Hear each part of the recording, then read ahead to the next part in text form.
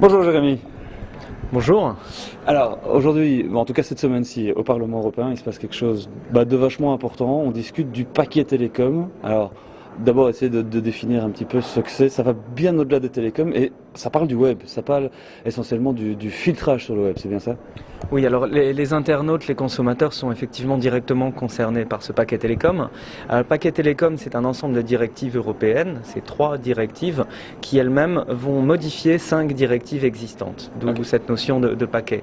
Donc les objectifs initiaux de ces textes sont très nobles, il s'agit de la protection du consommateur, notamment par l'accès aux services universels, par la notification de brèches de sécurité aux utilisateurs des réseaux et la régulation du réseau en général. Le problème pour nous est qu'il semblerait que ces textes aient été en quelque sorte piratés par les membres des industries culturelles. C'est incroyable ça quand même, parce que c'est eux qui accusent les utilisateurs de pirater. C'est eux qui traitent de pirates et effectivement c'est eux qui piratent la loi, car ils ont greffé un petit peu partout dans ces textes des dispositions qui sont relatives à ces droits dits de propriété intellectuelle, ou notamment en faisant intervenir la notion de contenu licite ou de contenu illicite, nous avons repéré un ensemble de briques qui permettraient de mettre en œuvre dans les États membres des dispositifs tels que la riposte graduée, qui est en cours de mise en œuvre en France par le président Sarkozy dans un projet de loi qui arrivera devant le Parlement français au mois de novembre. Alors pour revenir 2 petites secondes, quand tu dis nous, c'est les gens de la Quadrature du Net, entre autres, dont tu es un des fondateurs, si je ne me trompe pas. La Quadrature du Net, vous œuvrez pas mal au niveau européen justement pour défendre tout ça. Comment est-ce que vous agissez concrètement? Alors, bonne et vaste question. La Quadrature du Net est un collectif de citoyens qui informent sur des projets de loi qu'ils considèrent, que nous considérons dangereux pour les libertés individuelles, mais aussi pour le développement socio-économique de l'Internet. Nous nous sommes créés à l'occasion d'une fuite d'un pré-projet de loi sur la riposte graduée justement dont je parlais en France, et nous nous sommes aperçus dans la foulée que que nous montrions du doigt que ce texte français allait, s'il était voté, être illégal au regard du droit européen, on s'est aperçu qu'au même moment qu'il était en préparation justement ce piratage du droit européen via le paquet télécom pour légaliser la riposte graduée. Et qu'en fait le projet français était ce que l'on pourrait appeler un bootstrap législatif, une sorte de pied dans la porte permettant ensuite d'imposer à l'échelle européenne, ou en tout cas de permettre à l'échelle européenne la mise en place d'un tel dispositif. C'est justement là que se situe toute la question en fait, parce que les pays européens légifèrent chacun de leur côté, mais d'un autre côté c'est l'Europe qui au-dessus forcément prédomine quelque part. On se rend compte que la France a avancé pas mal dans ce sujet-là. En Belgique, on est à Perpète-les-Bains, si j'ose le dire. Je pense qu'on peut le dire comme ça. Pour être exemplatif, on peut se dire que si la loi reste telle qu'elle, c'est un petit peu comme si la Poste se permettait d'ouvrir nos courriers, quelque part, pour voir s'il y avait quelque chose d'illégal dedans. Quelque part, les fournisseurs d'accès pourraient surveiller toutes nos communications par le web, c'est ça? Alors voilà, pourrait. Il est important de dire pourrait. Alors c'est hélas encore un petit peu plus complexe que cette notion de droit européen qui serait juste au-dessus des États membres. Parce que là on voit qu'un État membre peut justement donner l'influx et donner à la fois la justification pour imposer dans le droit européen quelque chose de similaire à quelque chose qui serait mis en place. Le planning initial en fait en France était d'abord de faire passer la riposte graduée avant l'été au Parlement français pour ensuite arriver sur l'examen du paquet télécom et dire regardez, on a fait ça en France et c'est formidable, donc maintenant on va le faire en Europe. Donc on a réussi par notre activisme en France à repousser à l'ordre du jour parlementaire jusqu'à novembre ce projet de loi, inversant ainsi leur calendrier. On a aussi réussi autour de notre campagne autour du 7 juillet à repousser le vote du paquet télécom qui se fera donc comme tu l'as dit ce mercredi 24 à 11h30 au Parlement européen alors qu'initialement il était prévu pour le 2 septembre. D'accord.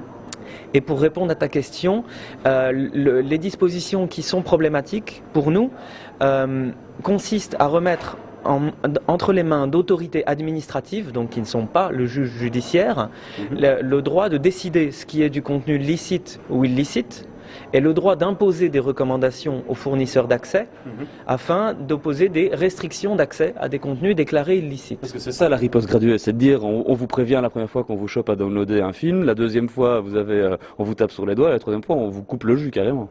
Voilà, ça c'est dans le projet français qui est particulièrement extrême, mais ce que l'on voit dans justement les nuances qu'il y a au sein du paquet télécom démontre qu'il pourrait y avoir d'autres variantes de la riposte graduée.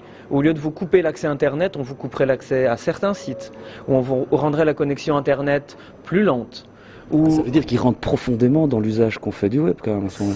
Cela veut dire, oui, notamment qu'il y aurait des autorités administratives qui surveilleraient les utilisations, qui surveilleraient les comportements des internautes, que ces autorités accepteraient des dénonciations en provenance des représentants des ayants droit des industries culturelles, et que effectivement pourraient être mises en œuvre des sanctions ciblées sur les internautes. Et tout ceci est actuellement du ressort de l'autorité judiciaire, du juge judiciaire, de la police. Il y a dans le droit pénal et dans les différentes versions du droit pénal des États membres tout ce qu'il faut pour s'occuper du problème de contrefaçon. Donc la question n'est même pas est-ce que c'est bien ou mal de télécharger, la question est est-ce que l'on va donner à des autorités administratives les mêmes pouvoirs pour lutter contre le téléchargement non autorisé, l'échange non autorisé d'œuvres sur Internet, les mêmes pouvoirs qui sont actuellement ceux donnés aux brigades antiterroristes et aux brigades qui luttent contre la pédophilie. On en est à ce point-là? C'est vraiment ça qui est en jeu là maintenant? Dans le projet de loi français, l'autorité administrative, donc Hadopi, a capacité à accéder à toutes les données stockées sur les connexions de tous les utilisateurs, de tous les fournisseurs d'accès Internet, et d'accéder absolument à tout. Et seules en France, les autorités de lutte contre le terrorisme et la pédophilie ont, en tant que mesure d'exception, accès à autant de données personnelles stockées. Et ça, c'est le lobby de la musique et de l'industrie du cinéma qui a réussi à faire passer ça? À 100%, à 100%. Ça fait des années qu'ils sont là-dessus, il y a des dizaines de projets. Dès qu'un projet de loi touche de près ou de loin Internet, on les voit fondre dessus comme les vautours sur une charogne et rajouter leurs dispositions, leurs petits pièges, leurs petits coups de vis, tous destinés à la même chose, à savoir préserver leur business model obsolète qu'ils n'ont pas su adapter à l'ère numérique, mais c'est une autre question. Oui, parce que là, on dépasse même ce cadre-là, la discussion qui a lieu autour justement de savoir si le peer-to-peer, on peut l'utiliser de manière complètement légale, le peer-to-peer. Comment est-ce qu'il pourrait faire la différence entre ce qui n'est pas légal et ce qui l'est? Bien sûr, la technologie est neutre.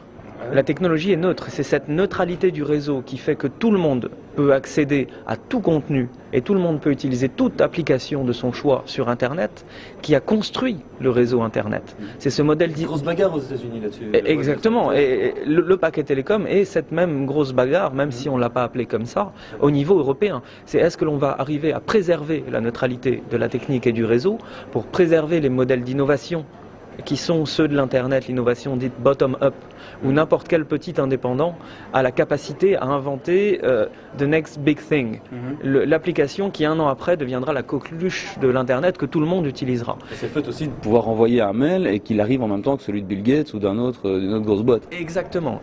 C'est cette caractéristique du réseau Internet qui a permis ces modèles d'innovation, qui a permis cette économie numérique et ces sociétés de l'information dans lesquelles nous dirigeons actuellement. Et c'est cet enjeu-là qui est celui du paquet télécom et c'est ça qu'il nous faut protéger aujourd'hui. Ok, alors mercredi, qu'est-ce qui va se passer concrètement dans les faits? Alors mercredi, de 11h30 à midi ou midi 30, seront votées les deux directives de la rapporteure Catherine Trautmann et du rapporteur Malcolm Harbour. Dans ces directives seront des amendements cruciaux, notamment l'amendement Bono numéro 138, qui est un amendement qui a été signé par une cinquantaine de députés, donc Guy Bono, socialiste français, mais aussi Michel Rocard, Daniel Cohn-Bendit, coprésident du groupe Vert, également les conservateurs comme Christopher Fjellner, suédois, ou Zuzana Roitova, tchèque, et Marielle de Sarnez du groupe ALDE. Cet amendement crucial dit une chose très simple, il rappelle le droit pénal actuel et dit seul le juge judiciaire peut imposer des sanctions ayant trait aux libertés d'expression et d'accès à l'information des utilisateurs d'Internet. Ça, c'est le verrou qu'il faut pas que ça saute. Ça. Voilà, c'est la limite à ne pas franchir et c'est dire seul le juge judiciaire peut imposer des sanctions sur les droits et les libertés des utilisateurs. Donc il est très important que cet amendement soit voté et j'invite tous les internautes, tous les citoyens, tous les consommateurs qui nous regardent à prendre leur téléphone, à appeler leurs députés européens, à leur expliquer pourquoi ces enjeux sont importants pour eux, éventuellement à leur rappeler qu'il y a un scrutin, qu'il y a des élections européennes dans 8 mois maintenant, et en leur demandant quelle est leur intention sur ce vote, et s'ils vont oui ou non voter pour cet amendement 138. Il y a aussi L'amendement 138 est sur le rapport Trautmann. Il y a aussi un amendement 34 sur le rapport à Arbor qu'il faut à tout prix rejeter, qui est très problématique et qui autoriserait à de graves entraves sur la vie privée des citoyens, notamment des identifications d'adresses IP, afin de copyright infringement, en fait